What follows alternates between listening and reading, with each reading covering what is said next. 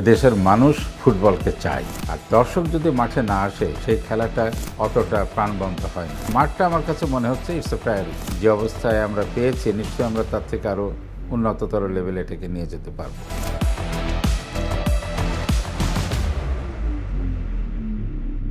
ফুটবলের সম্ভাবনার সবথেকে বড় দিকটা হলো এদেশের মানুষ ফুটবলকে চায়। বাংলাদেশের মানুষ ফুটবল খেলে, ফুটবল খেলা দেখে এবং ফুটবলকে ভালোবাসে।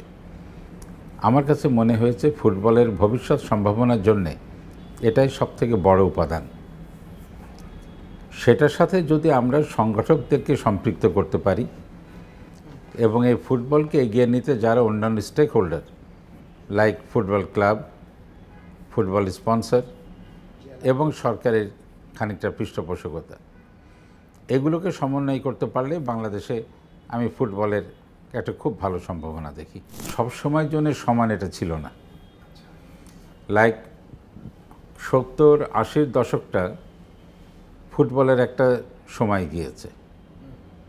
তখন ফুটবলের সাথে জনগণের যে কানেকশনটা ছিল এবং ফুটবল নিয়ে মানুষের ভিতরে যেটা উচ্ছ্বাস ছিল, এটা আমরা 90-এর মাঝামাঝির পরে আস্তে আস্তে এটা হারিয়ে ফেলেছি। তো এটা হারিয়ে যাওয়ার পরে সেখানে নতুন করে এইটা আসে নাই। আমাদেরকে এখন সেটা ফিরিয়ে আনতে হবে। কিন্তু এখনও আপনারা দেখবেন যেখানেই সেটা ঢাকাতে হোক, ঢাকাতে বরং রেসপন্সটা কম। ঢাকার বাইরে মফস্বলে যখনই আপনি কোনো টুর্নামেন্ট, কোনো লিগ হচ্ছে, সেখানে কিন্তু দর্শকের অভাব হচ্ছে না। কিন্তু ঢাকাতে আমরা এটা করে উঠতে পারছি না, তার মূল কারণটা হলো সময়টা। ঢাকায় আমরা বেশিরভাগ স্পোর্টস আমরা কোনোটা সন্ধ্যার পরে নিতে পারি না। শুধু বসুন্ধরা কমপ্লেক্স ওদের অ্যারেনাতে, ওখানে রাতে খেলার সুযোগ আছে। আমাদের জাতীয় স্টেডিয়ামে এটা গত কয়েক বছর যাবত আমাদের ফ্লাড লাইট কাজ করছে না। আমরা আশা করছি আগামী কয়েক মাসের ভেতরে এটা ঠিক হবে। কারণ আপনি যদি রাতে খেলাটা না নিতে পারেন অথবা ছুটির দিনের বিকেল, আপনি তো দর্শক পাবেন না। আর দর্শক যদি মাঠে না আসে সেই খেলাটা অতটা প্রাণবন্ত হয় না। তো সুতরাং আমাদেরকে এদিকে একটু কাজ করতে হবে। আমার ধারণা এই সুযোগগুলো সৃষ্টি হলে তখন আবার ফুটবলকে আমরা অনেক জাগরুক করে তুলতে পারব না। অফকোর্স, বিকজ আপনি দেখেন জেলা শহরগুলোতে সমস্যাটা কোথায়? জেলা উপজেলায় মাঠ নাই। ফুটবল খেলতে হলে তো একটা মাঠ লাগবে, স্টেডিয়াম নাই যেখানে দর্শকরা যে খেলাটা দেখবে। আপনার জেলা শহরগুলোতে হয়তো একটা করে স্টেডিয়াম আছে। একটা স্টেডিয়াম অন্তত 20 থেকে 25টা স্পোর্টসের জায়গা তাদের করে দিতে হয়। সুতরাং ডিস্ট্রিক্ট স্পোর্টস অ্যাসোসিয়েশন চাইলেও ফুটবলের জন্য যতটা দরকার ততটা স্পেস তারা দিতে পারবেন না। কারণ তাদেরকে সমস্তটা খেলা ওই একটা স্টেডিয়ামেই তাদেরকে প্রতিযোগিতাগুলো করতে হচ্ছে, তাদেরকে ভাগ ভাগ করে করে সময় দিতে হচ্ছে। আমি যেটা মনে করি যে ফুটবলের জন্যে যদি আমরা প্রথমে জেলা লেভেলে এবং পরবর্তীতে উপজেলা লেভেলে যদি ডেডিকেটেড আমরা মাঠ পেতে পারি, তাহলে আপনি দেখবেন ফুটবলের চেহারাটা পাল্টিয়ে গেছে। ডিএফএ আছে, কিন্তু সেই ডিএফএর সাথে যদি একটা মাঠ না থাকে তো ডিএফএ কার্যক্রমটা কোথায় করবে, প্র্যাকটিস কোথায় করবে, লিগ কীভাবে করবে? তো সুতরাং মাঠটা আমার কাছে মনে হচ্ছে ইটস এ প্রায়োরিটি। এটা আপনি যদি ডিএফএর কথা বলেন, ডিস্ট্রিক্ট ফুটবল অ্যাসোসিয়েশনগুলোকে আমি দুভাবে দেখি। একটা হলো ওখানে কোনো অ্যাকাউন্টেবিলিটি ছিল না। একটা ডিএফএ কোনো লিগই হচ্ছে না, কোনো খেলা হচ্ছে না, কোনো টুর্নামেন্ট হচ্ছে না, কিন্তু সে ডিএফএ রয়েই গেল। তো এটা তো কোনো কথা হলো না। আবার অন্যদিকে আপনি যদি দেখেন ডিএফএর পার্সপেক্টিভে ফেডারেশন থেকে যে ধরনের একটা পৃষ্ঠপোষকতা, একটা কোঅপারেশন, একটা সাপোর্ট প্রয়োজন ছিল, আমি দেখেছি ডিএফএগুলো, আমি ধরেন যশোর ঝিনাইদহের ফুটবল নিয়ে কিছুটা আমি সম্পৃক্ততা আমার ছিল, আমি তো সেখানে দেখি নাই যে ফেডারেশন থেকে এই যে মফস্বলের ফুটবল বা ডিএফএগুলোকে খেলাধুলাতে নিয়ে আসার জন্যে বা তাদেরকে সাপোর্ট দেওয়ার জন্যে তেমন উল্লেখযোগ্য কিছু আমি দেখি নাই। তো সুতরাং আপনাকে দুটো জিনিসই করতে হবে। প্রথমত ফেডারেশনকে এগিয়ে আসতে হবে ডিএফএগুলোকে সাপোর্ট দিতে, এবং আমাদের বর্তমান সভাপতি জনাব তাবিত আওয়াল এ বিষয়ে সক্রিয়ভাবে চিন্তা করছেন, আমাদের সাথেও কথা হচ্ছে। আমরাও ভাবছি যে ফেডারেশন কীভাবে ডিএফএগুলোকে আরও বেশি পৃষ্ঠপোষকতা এবং সহযোগিতা প্রদান করতে পারে। সেই সাথে আপনার ডিএফএগুলোকেও দায়িত্ব দিতে হবে প্রতি বছর যেন অন্তত লিগগুলো ঠিক মতন হয়, এবং লিগের অতিরিক্ত বিভিন্ন ধরনের টুর্নামেন্ট তারা যেন আয়োজন করে। এবং এগুলো করতে হলে জেলা লেভেলে যারা ক্রীড়ামোদী ব্যবসায়ী গোষ্ঠী আছেন বা ব্যবসায়িক সংগঠনগুলো আছে, আমি মনে করি এটা তাদেরও সামাজিক দায়িত্ব এখানে এগিয়ে আসা। এবং যদি ডিএফএ চেষ্টা করে, আমার বিশ্বাস প্রত্যেকটা জেলাতেই সেই জেলার স্পোর্টসকে, সেই জেলার ফুটবলকে পৃষ্ঠপোষকতা করার জন্যে যতগুলো বা যে পরিমাণ আপনার পৃষ্ঠপোষকতা প্রয়োজন, এটা জেলা লেভেলের ব্যবসায়ীবৃন্দের কাছ থেকে এটা পাওয়া সম্ভব। তো এইভাবে যদি আমরা করতে পারি, ফেডারেশনও সাপোর্ট দিল, অ্যাকাউন্টেবিলিটি থাকলো, ডিএফএর নেতৃবৃন্দও চেষ্টা করলেন, জেলার যারা স্পন্সর্স আছেন লোকাল লেভেলে তারাও এগিয়ে আসলেন, তখন আপনি দেখবেন স্পোর্টসটা অনেক অনেক প্রাণবন্ত হয়ে গেছে। আগে কি হয়েছিল আমি অতটা ওয়াকিবহাল নই, আমি অতীত নিয়ে বেশি কথা বলতে চাই না। But what I can tell you, যে আমাদের বর্তমান যে কার্যনির্বাহী কমিটি ফুটবল ফেডারেশনের, আমাদের অন্যতম উদ্দেশ্য হলো ফুটবলটাকে পেরিফেরিতে নিয়ে যাওয়া, সারা দেশে ফুটবলকে ছড়িয়ে দেয়া, এবং ফেডারেশনের দায়িত্বের ভিতরে সারা দেশের ফুটবলকে সম্পৃক্ত করা। আমি মনে করি ফেডারেশন তো শুধু ঢাকা বা প্রিমিয়ার লিগ আর চ্যাম্পিয়ন্স লিগের জন্য না, ফেডারেশনের দায়িত্ব হলো সারা দেশের ফুটবলকে একটা প্রাণবন্ত স্পোর্টস হিসেবে মানুষের কাছে নিয়ে যাওয়া, এবং বাংলাদেশের ফুটবলকে আন্তর্জাতিক এবং আঞ্চলিক পরিমণ্ডলে আরও সুনাম অর্জন করা। আমাদের নারী ফুটবল টিম যে সাফে চ্যাম্পিয়ন হলো, আপনি দেখেছেন এটা নিয়ে মানুষের কত উৎসাহ, কত আনন্দ। তো তেমনিভাবে আমরা যদি পুরুষ ফুটবলারদেরকেও আমরা এগিয়ে নিতে পারি এবং নারী এই ফুটবল টিমটাকে আমরা সাফের লেভেলটা পেরিয়ে যদি আমরা এফসি লেভেলে নিয়ে যেতে পারি, তো সেখানে আমাদের সাফল্যে সারা দেশ আনন্দিত হবে।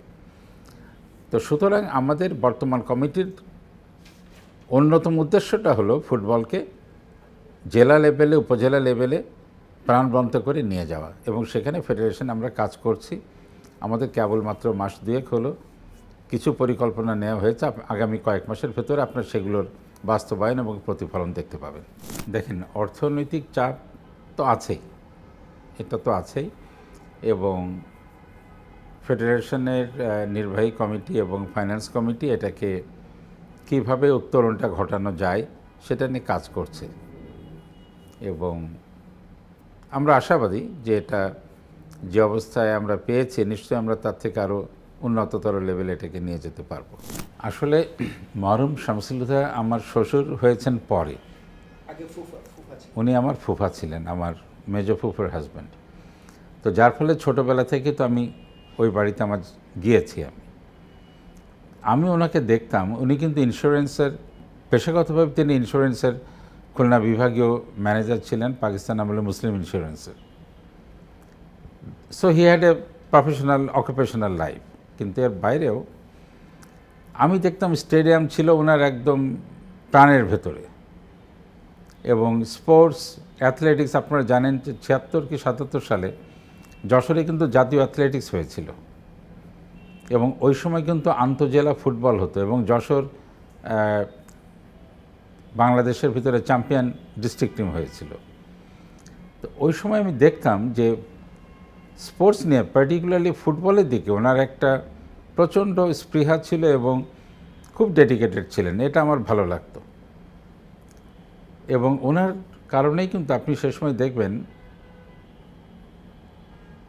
আমরা যশোরে বসে মেলবোর্ন ক্রিকেট ক্লাব, এমসিসির ক্রিকেট খেলা আমরা দেখেছি, আমরা রাশিয়ান ফুটবল টিমের খেলা ছোটোবেলায় দেখেছি।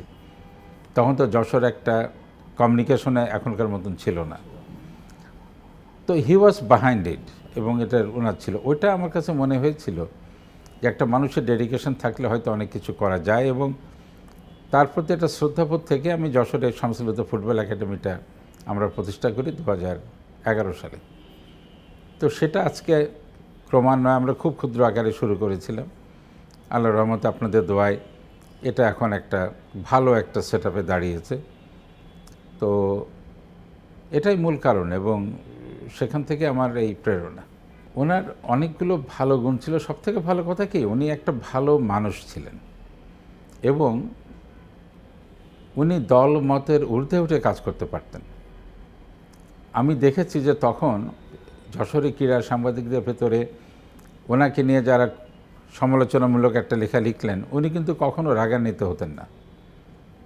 হয়তো বলা হলো যে স্টেডিয়ামে ঘাস 6 ইঞ্চি কি 10 ইঞ্চি হয়ে গেছে, কি একটা ছবি দিল যে ঘাস বড়, উনি কিন্তু ওইটা আগে ঠিকঠাক করে ওই সাংবাদিককে হাসতে হাসতে চা খেতে দাওয়াত দিতেন। আর সবাই ওনার জুনিয়র ছিল, তো উনি কিন্তু সমালোচনাগুলোকে খুব পজিটিভ ওয়েতে নিতেন। এটা আমি দেখতাম তার একটা সাংঘাতিক সহ্য শক্তি ছিল। এবং যশোরে উনি মারা গেছেন, জীবন বোস খুব নামকরা সাংবাদিক ছিলেন। আমরা আমাদের ফুটবল একাডেমি থেকে ওনাকে একটা আজীবন সম্মাননা দিয়েছিলাম ক্রীড়া সাংবাদিকতার জন্যে। জীবন বোস আমাকে একদিন বলছেন যে দেখো, আমরা হুদা ভাইকে হুল ফোটাতাম ফুল ফোটানোর জন্যে। বলে আমি যত সমালোচনা ওনাকে নিয়ে করেছি, আমার থেকে বেশি কেউ করেনি, আবার আমার থেকে বেশি স্নেহ তার কাছ থেকে কেউ পায়নি। তো এই যে আপনার কনস্ট্রাকটিভ ক্রিটিসিজম এবং সেটাকে নেয়ার একটা ক্ষমতা, তাই না, এ দুটোই আমাদের দরকার। এ দুটোই আজকাল যেন ক্ষেত্র বিশেষে অনেক মিসিং হয়ে যায়। আর ফুটবল নিয়ে একটা জিনিস আমি আপনাকে বলি, ফুটবল কিন্তু শুধু একটা বিনোদনমূলক খেলা নয়। এই যে আমি বারবার বলছি যে জনগণকে সম্পৃক্ত করা, ফুটবলের সাথে সম্পৃক্ত করা, বিশেষ করে তরুণ সমাজকে। আপনি দেখবেন যে একটা শহরে যদি 1 মাস 2 মাস ব্যাপী একটা লিগ বা একটা টুর্নামেন্ট চলতে থাকে, ওই সময়টা বিকেলটা শহরের তরুণ ছেলেমেয়েরা কিন্তু স্টেডিয়ামমুখী হয়, খেলামুখী হয়। এবং এটা যদি আমরা প্রতিনিয়ত চালু রাখতে পারি, আপনি দেখবেন অনেক সামাজিক সমস্যা, বিশেষ করে টিনেজ প্রবলেম যেগুলো আমাদের, এগুলো অনেক আমরা নিরসন করে ফেলতে পারবো। আপনি শুধু পুলিশ দিয়ে শুধু শাসন করে আপনি এটা পারবেন না। আজকের তরুণ সমাজকে আপনি যদি বিকল্প মোটিভেশনাল কিছু দিতে চান, তাদেরকে আপনি যদি সুস্থ বিনোদনে এনগেজ করতে চান, তাহলে আমার মনে হয় ফুটবল একটা খুব বড় উপাদান হিসেবে কাজ করে। এবং ফুটবলকে আমরা যদি সারা জেলা লেভেলে, উপজেলা লেভেলে আমরা যদি প্রাণবন্ত করতে পারি, আপনি দেখবেন সেটা আমাদের সামাজিক কাঠামোতে, সামাজিক উন্নয়নে এবং বিশেষ করে এই তরুণীদের মানসিক বিকাশে এটা সাংঘাতিক ইতিবাচক প্রভাব ফেলবে। এটাও আমাদের মনে হয় আমাদের যারা সামাজিক দায়িত্বে আছেন, যারা রাজনৈতিক দায়িত্বে আছেন, যারা সরকারে আছেন এবং যারা এগুলো নিয়ে ভাবেন, আমার মনে হয় এই দিকটা তাদের বিবেচনা করা প্রয়োজন। আমরা ডেভেলপমেন্ট কমিটি তো দায়িত্বের ভিতরে প্রধান দায়িত্বটা থাকে আপনার ডিফারেন্ট এজ গ্রুপের ফুটবলটাকে ডেভেলপ করা। তো ওটা নিয়ে আমরা অলরেডি কাজ শুরু করেছি। সেখানে এলিট একাডেমি একটা আছে আমাদের, এবার চ্যাম্পিয়ন্স লিগে তারা খেলবে। তো এলিট একাডেমির বর্তমান অবস্থাটাকে আরেকটু কীভাবে উন্নত করা যায়, এলিট একাডেমিতে আমাদের যে স্টুডেন্টগুলো থাকে, যে প্লেয়ারগুলো থাকে, তাদের কমলাপুরে থাকার জায়গাটাকে আরেকটু উন্নত কীভাবে করা যায়। তাদের মাঠের সংকট আছে, সবসময় তারা স্লটটা পায় না। এসব নানান যে ইস্যুগুলো, একটা হলো তাদের ভালো মন্দ দেখা, ভালো জায়গায় একটু রাখা, তাদের খাবারের মান উন্নয়ন করা, তাদের অনুশীলন প্র্যাকটিসের ব্যবস্থাটাকে আরও উন্নত করা। তা আমরা এগুলো নিয়ে খুব সিরিয়াসলি কাজ করছি এবং আশা করছি যে বাই ফেব্রুয়ারি আমরা পজিটিভ কিছু আনতে পারবো। আর অন্যান্য যেগুলো আছে ডেভেলপমেন্ট কমিটির কাজ, সেগুলো নিয়ে আমরা কমিটি বসবো।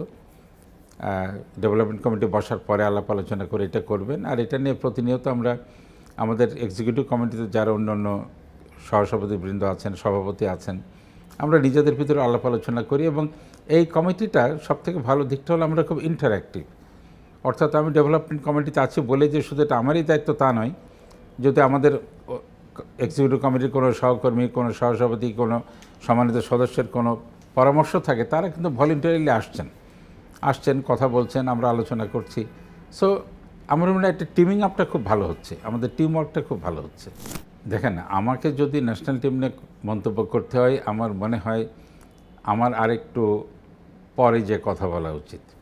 কারণটা হলো যে নতুন একটা কমিটি দায়িত্ব নিয়েছে, ন্যাশনাল টিমের দায়িত্ব আমাদের সভাপতি নিজেই নিয়েছেন, সুতরাং এই কমিটি ন্যাশনাল টিমকে খুব গুরুত্ব দিচ্ছে, যার ফলে সভাপতি মহোদয় নিজেই এই কমিটির দায়িত্ব তিনি নিয়েছেন। তো আশা করছি আমি যে by the end of the year, অন্তত 1 বছর সময় আপনি যদি দেন, একটা ফরমেটিভ ন্যাশনাল টিম আপনি দেখতে পাবেন। এবং 80-র দশকে আমরা আন্তর্জাতিক পর্যায়ে যে খুব ভালো করতাম তা কিন্তু নয়, কিন্তু দেশের ভিতরে ফুটবলটা প্রাণবন্ত ছিল। আমাদের এবার উদ্দেশ্য থাকবে 2 জায়গাতেই ভালো করা। আমরা সাফে দেখি মেয়েরা ভালো করলো, দেখি ছেলেদের টিম কেমন করে। এরপরে এএফসিতে আমরা দেখি আমরা কখনো সেকেন্ড রাউন্ডে উঠতে খুব একটা পারি নাই। এবার আমরা দেখি আগামী অক্টোবর নভেম্বরে যে আন্ডার 17, আন্ডার 19 যে এএফসিগুলো হবে, সেখানে আমরা সেকেন্ড রাউন্ডে যেতে পারি কিনা। তো এইভাবে ধাপে ধাপে আমরা দেখি কতদূর আমরা এগোতে পারি, সেই চেষ্টা আমাদের আছে।